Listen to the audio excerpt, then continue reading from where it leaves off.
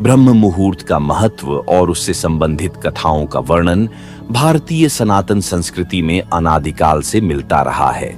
यह समय न केवल योग, ध्यान और साधना के लिए विशेष रूप से उपयुक्त माना जाता है, बल्कि इसे आध्यात्मिक उन्नति के लिए भी सर्वोत्तम समय कहा गया है।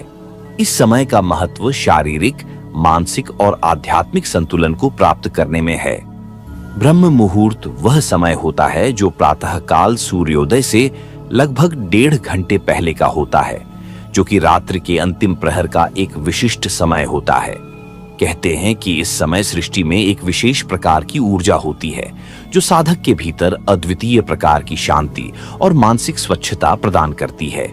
इसे परमात्मा के साथ सीधा संवाद स्थापित करने का सबसे उपयुक्त समय माना जाता है।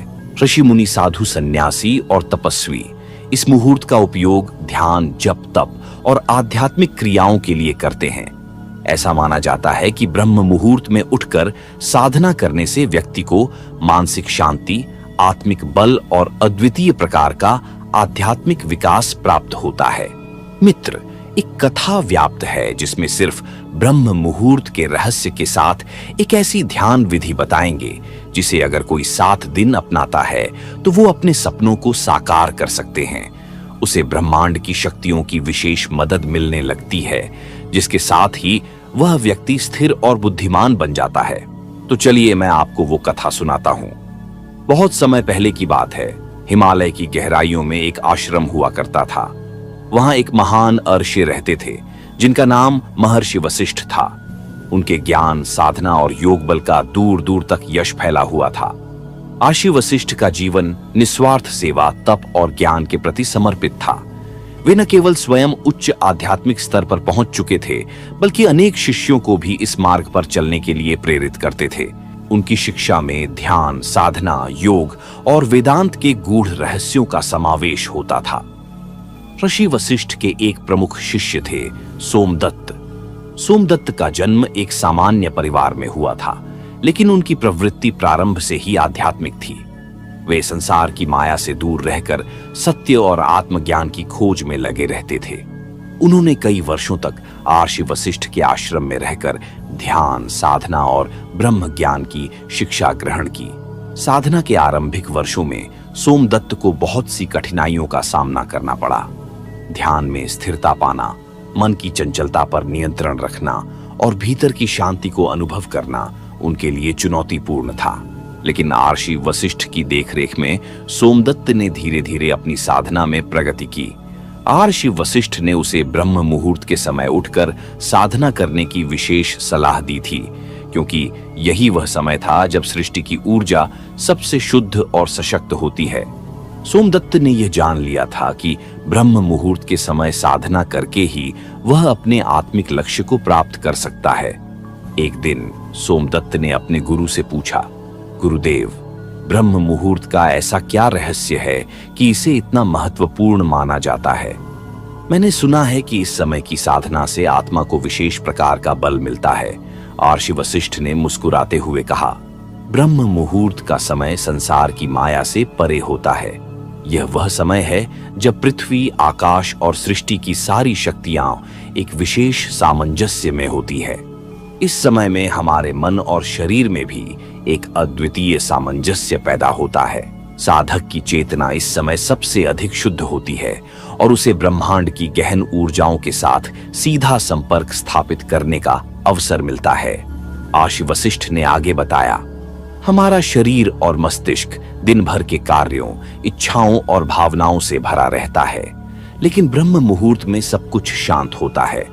जब तुम इस समय उठकर साधना करते हो तो तुम स्वयं को उन गहन ऊर्जाओं से जोड़ पाते हो जो तुम्हें संसार की माया से परे आत्म साक्षात्कार की ओर ले जाती हैं। सोमदत्त ने गुरु के वचनों को ध्यानपूर्वक सुना और निश्चय किया कि अब वह ब्रह्म मुहूर्त में अपनी साधना को और गहरा बनाएगा। उसने नियमित रूप से सुबह उठकर ध्यान और योगाभ्यास करना शुरू कर दिया। कुछ ही समय में उसने अपने भीतर एक अद्वितीय शांति और आत्मिक जागरूकता को महसूस किया। समय बीतता गया और सोमदत्त की साधना में निरंतर प्रगति होती गई। एक दिन आशी वशिष्ठ ने देखा कि सोमदत्त की साधना में अब कोई भी बाहरी या भीतरी अवरोध नहीं रह गया था। वे समझ गए कि सोमदत्त अब अपने आध्यात्मिक मार्ग पर काफी आगे बढ़ चुका है और उसे अब अंतिम ज्ञान प्रदान करने का समय आ गया है। लेकिन इससे पहले वर्षि ने निश्चय किया कि सोमदत्त की परीक्षा ली जाए।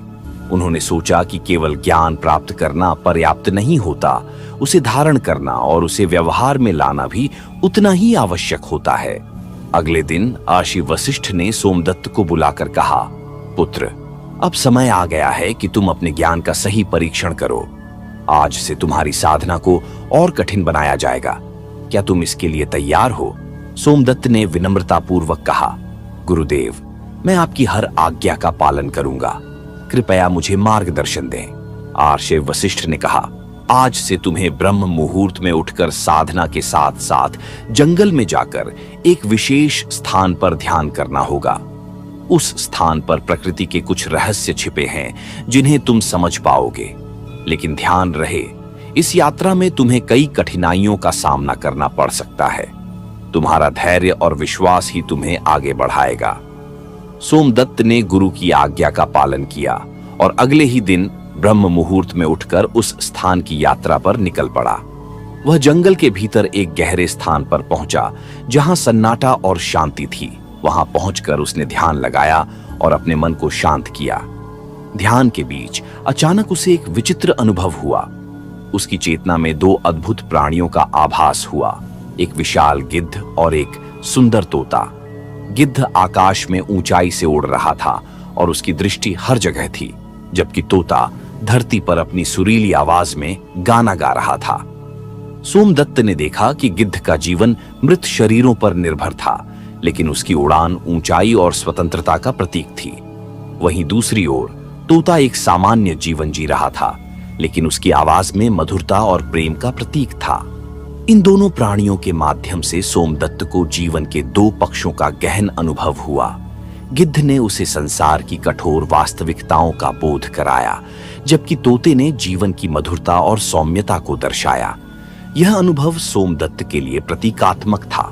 उसने समझा कि साधना केवल संसार से दूर भागने का मार्ग नहीं है, बल्कि उसे संसार की कठोर वास्तविकताओं को भी स्वीकार करना होगा।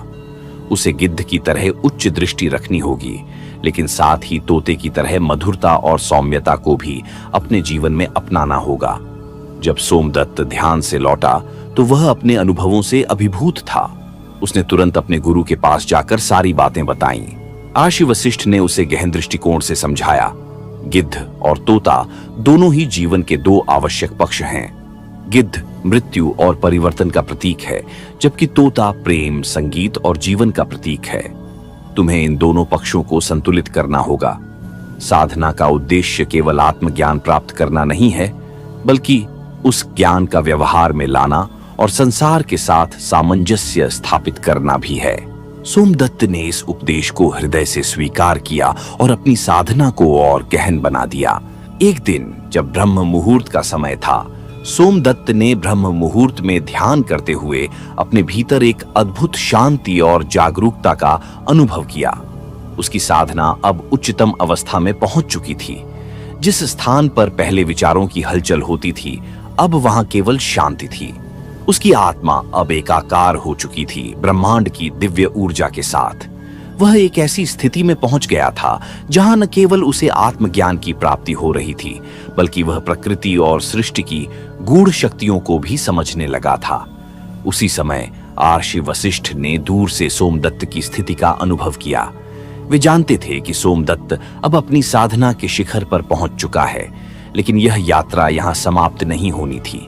संसार में रहते हुए उस ज्ञान को सजीव रखना और उस ज्ञान का उपयोग करके दूसरों की सेवा करना ही सच्चा लक्ष्य था। सोमदत्त की साधना की प्रगति देखकर आर्षि वशिष्ठ ने उसे एक और चुनौतीपूर्ण परीक्षा देने का निर्णय किया। उन्होंने सोमदत्त को बुलाया और कहा, पुत्र, तुम्हारी साधना में अब उच्चतम स्थिति आ चुकी है, लेकिन अंतिम ज्ञान की प्राप्ति के लिए तुम्हें एक और परीक्षा से गुजरना होगा। जीवन की साधना केवल एकांत में नहीं होती, इसे संसार के संघर्षों के बीच भी धारण करना होता है। तुम्हें अब अपने ज्ञान और ध्यान को व्यवहार में उतारना होगा। सोमदत्त ने श्रद्धा और समर्पण के साथ अपने गुरु की बात मानी। महर्षि वशिष्ठ ने उसे एक छोटे से गांव में भेजा जहां विभिन्न प्रकार के संकट और समस्याएं थीं। गांव के लोग बीमारी, गरीबी और संघर्ष से जूझ रहे थे। महर्षि ने आदेश दिया कि सोमदत्त वहां जाकर उनकी सेवा करे, उनकी समस्याओं का समाधान निकाले और अपने भीतर के ज्ञान का उपयोग कर उनके जीवन में शांति और सद्भाव लाए। सोमदत्त गांव में पहुंचा और उसने देखा कि लोग कठिनाइयों से घिरे हुए हैं। वहां न केवल भौतिक समस्याएं थीं, बल्कि लोगों के मन भी अशांत और असंतुलित थे। वे एक दूसरे से बैर रखते थे और अहंकार और स्वार्थ ने उनके बीच के प्रेम और सौहार्द को नष्ट कर दिया था। सोमदत्त ने वहां जाकर सबसे पहले ब्रह्म मुहूर्त में ध्यान और साधना का प्रचार करना शुरू किया। उसने गांव वालों को यह सिखाया कि यदि वे इस विशेष समय में ध्यान करेंगे तो उनके जीवन में शांति और समृद्धि आएगी। धीरे धीरे गांव के लोग सोमदत्त की बातों को मानने लगे। उन्होंने ब्रह्म मुहूर्त में उठकर ध्यान और साधना शुरू कर दी।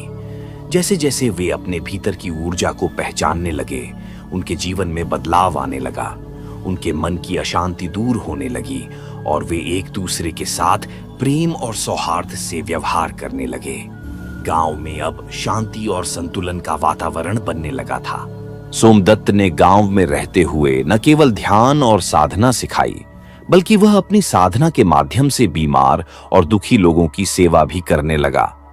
उसने अपनी योग शक्ति और ज्ञान से कई लोगों की बीमारियां ठीक कीं। गांव के लोग अब उसे केवल एक साधक नहीं, बल्कि एक संत और महात्मा के रूप में देखने लगे थे। गांव में सेवा करते हुए एक दिन सोमदत्त ने ब्रह्म मुहूर्त में अपने गुरु के उपदेशों को फिर से ध्यान में लाया।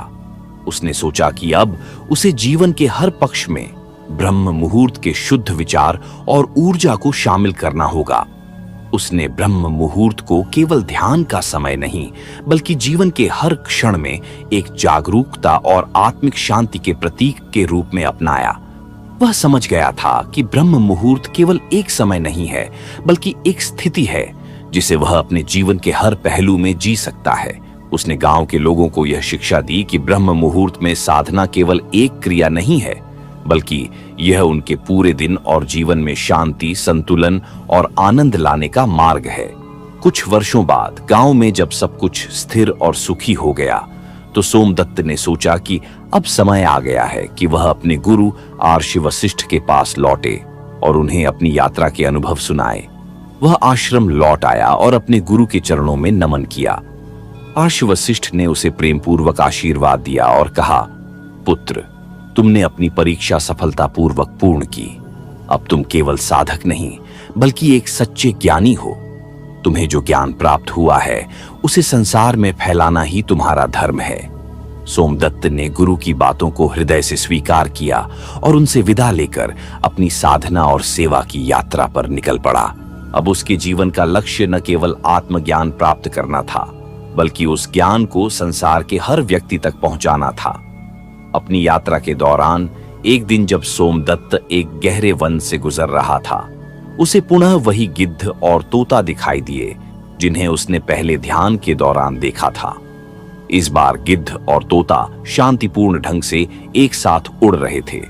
गिद्ध की दृष्टि दूर दूर तक फैली हुई थी और तोते की मधुर आवाज पूरे वातावरण में गूंज रही थी। सोमदत्त ने इस दृश्य को देखकर समझ लिया कि उसके जीवन में भी अब दोनों पक्षों, ज्ञान और प्रेम, कठोरता और कोमलता का संतुलन स्थापित हो चुका है। वह अब एक सच्चा साधक और ज्ञानी बन चुका था, जो संसार की कठिनाइयों को भी स्वीकार करता है और प्रेम और सौहार्द के साथ जीवन जीता है। सोमदत्त ने जीवन के अंतिम वर्षों में ब्रह्म मुहूर्त का अद्वितीय अनुभव पूरी तरह से आत्मसात कर लिया था। वह जानता था कि ब्रह्म मुहूर्त केवल एक समय नहीं, बल्कि एक मार्ग है जिसे हर व्यक्ति अपने जीवन में अपना सकता है। ब्रह्म मुहूर्त का पालन करके हर व्यक्ति शांति, प्रेम, ज्ञान और आत्मिक उन्नति प्राप्त कर सकता है। सोमदत्त ने अपने शिष्यों को सिखाया कि ब्रह्म मुहूर्त में साधना करते हुए हम न केवल अपने भीतर के अंधकार को दूर कर सकते हैं, बल्कि संसार की कठिनाइयों का सामना भी कर सकते हैं। जीवन की यात्रा में हर मोड़ पर ब्रह्म मुहूर्त की ऊर्जा को धारण करना ही सच्ची साधना है। सोमदत्त की इस शिक्षा ने उनके शिष्यों और संसार के अनगिनत लोगों के जीवन को बदल दिया। उनका जीवन एक उदाहरण बन गया कि कैसे ब्रह्म मुहूर्त की साधना और सेवा के माध्यम से हम आत्मज्ञान प्राप्त कर सकते हैं और संसार में शांति और सद्भावना फैला सकते हैं। इस प्रकार ब्रह्म मुहूर्त के गूढ़ रहस्यों और उसकी साधना के माध्यम से सोमदत्त ने जीवन की ऊंचाइयों को छू लिया। वह अब केवल एक साधक नहीं था, बल्कि संसार के लिए एक प्रेरणा बन चुका था। तुम मित्रों, आज की प्रस्तुति आपको कैसी लगी कमेंट में जरूर बताइएगा, और आप लोग अपने जीवन में इसका प्रयोग एक बार जरूर करके देखना। मेरा वादा है कि आपको सफलता जरूर मिलेगी। धन्यवाद।